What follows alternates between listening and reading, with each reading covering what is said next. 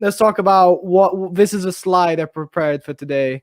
Loans and contracts. So Milan has a bit of a problem now because he's got three players, of which its two highest earners, who are going to their contract is going to expire in June, and it's got a lot of players who are on loan who have got pretty high prices. Well, at least some of them, to let's say for clause price to buy him.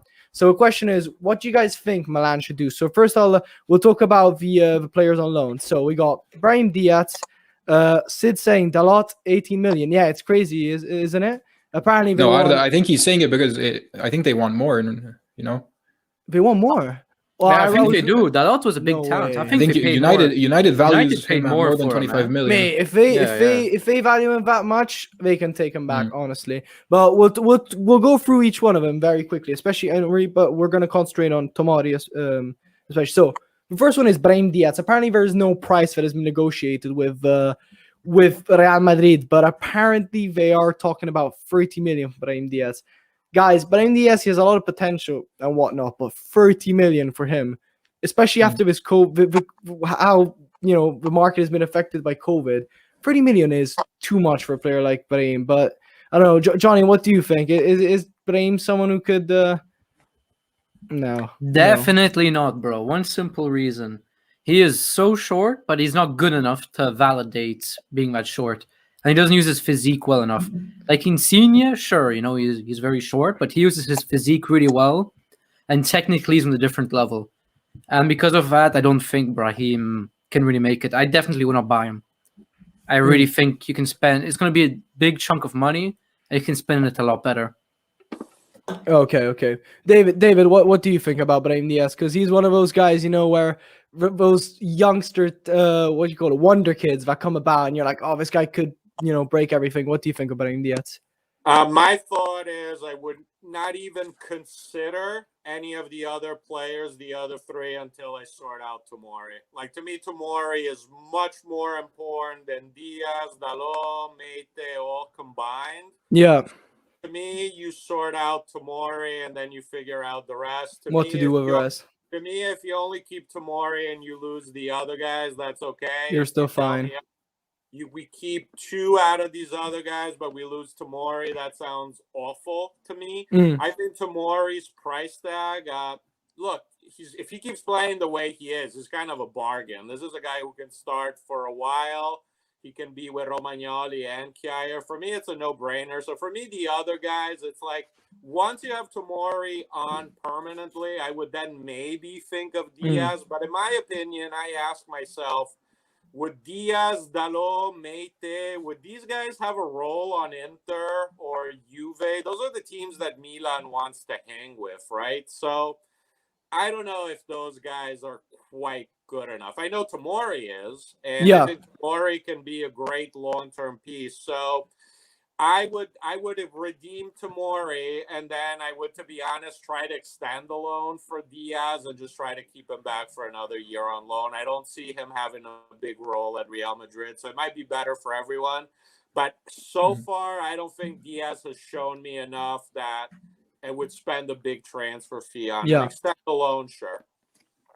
Well, you know what the follow-up question is, and I'll ask all of you, but as David just went, I want to ask him first. But the follow-up question is, okay, let's say we get Tomori, but what does this mean also symbolically for someone like Romagnoli? So he was the captain until the other day, and the fans are starting to bicker about him. The fans are not liking his performances, and then when this guy shows up and he absolutely outclasses him and shows how well he can play with Kjaer, what does this mean as a whole? Well, yeah, I get that part, and I get Romagnoli, and I also get that Romagnoli, Donnarumma, and Ibrahimovic all have the same agent, and all their contracts are being negotiated right now, so you have to consider that. But look, Milan's almost certainly going to be in the Champions League next season. After yesterday, 95% chance they are.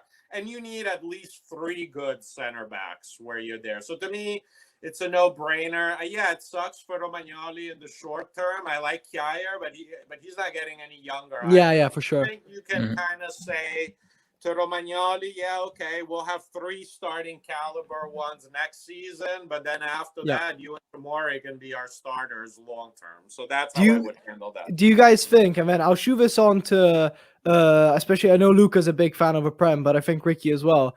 Do you think in London right now at Chelsea, they're biting their nails in the stress of the thought of losing him for 28 million? Or do you think, you know what, he wouldn't have started anyway, we're fine, and it kind of shows how these Premier League rejects go to Serie A like Lukaku and Alexis Sanchez and whatnot and just look incredible. Ricky, I haven't heard from you in a while. Do you think they're absolutely regretting it, or do you think it's just one of those cases of a player that just goes away and he just goes away from a Prem and he's just a reject? Yeah, especially with Chelsea, I've been following the team since a couple of years ago. I moved up to London for university, and I followed the team because I like Chelsea as a team and as a club. And I think Tomori has always been. I really appreciated that year in which they couldn't, they had the transfer market blocked, and they were forced to use the youngsters and people like Tomori, Reece James, Mason Mount, Tammy Abraham, many others came out.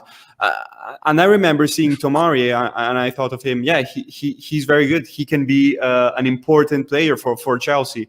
Last year Chelsea got Thiago Silva. Now they're playing with Rudiger and Thiago Silva, maybe 2 more experienced players there in the defense. But I think Tomori, as David said before, in the long term, he's a very interesting player. So I think that Chelsea probably they would be biting their hands if they think about losing him for 28 million, and especially Thiago Silva is 36 years old, so he's not a long term purchase. But Tomori could have definitely been important for Chelsea. But just better for you guys if you get him. Yeah. You know what really puts it into perspective, Luca? I think we were talking about this. Sorry, Emiliano's piping up in the chat. He says biting her hand. That's an art analogy. Amy, I'm so glad you're not here. Anyway, David, you'll have a pleasure to meet Emiliano in just a minute. You honestly, if you ran away, I wouldn't be shocked. Luca, doesn't this put into perspective? Tomori is 28 million. You realize they paid Maguire 80 million. The fridge, Harry Maguire, that guy, 80 million. I think we were talking exactly about that last time. Yeah. I think that for Milan, if we go back to the initial question, for Milan, it's a no-brainer to buy Tomori.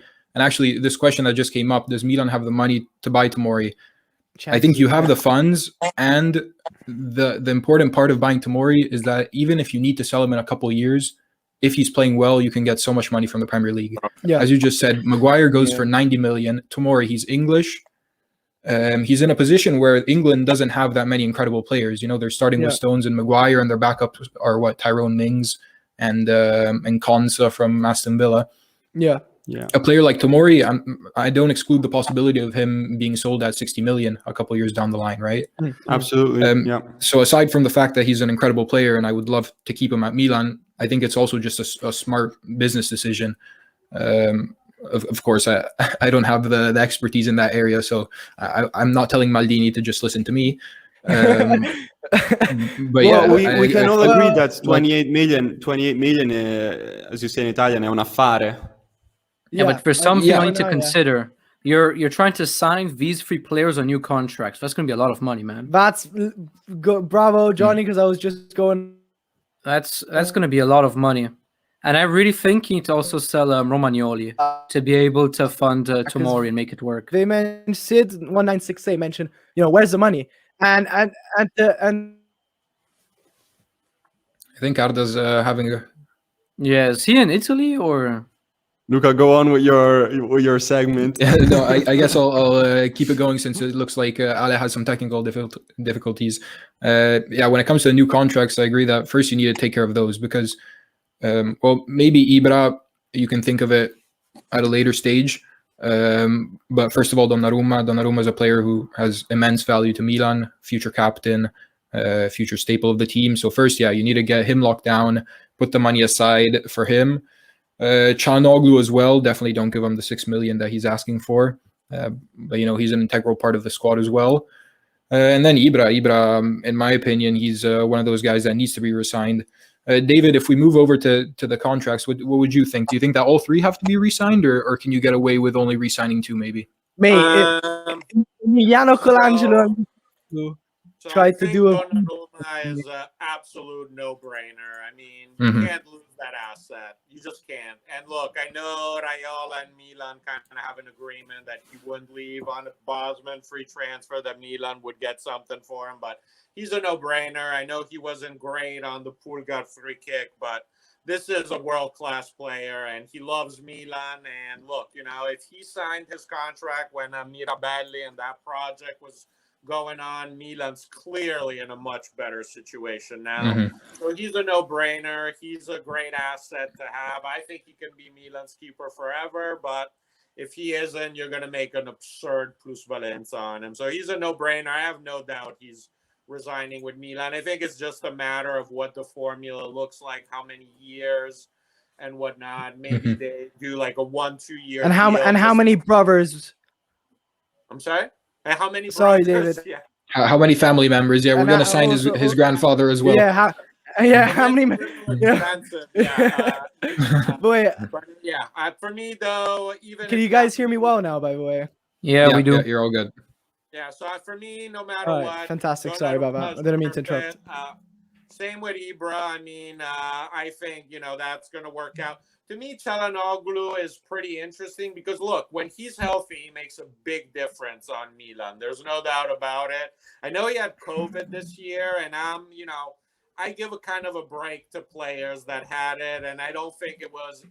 I think he actually had symptoms, so I kind of give him a break. It makes the situation a little bit more interesting. I think if you can kind of bring him in at a somewhat reasonable number, you bring him back. But I think compared to the other 2, maybe not as important. I do think that you can maybe find someone like Çalhanoğlu, but I'm not. I know you're not going to get someone like Ibra and Donnarumma. They're going to be able to have that impact at the short term.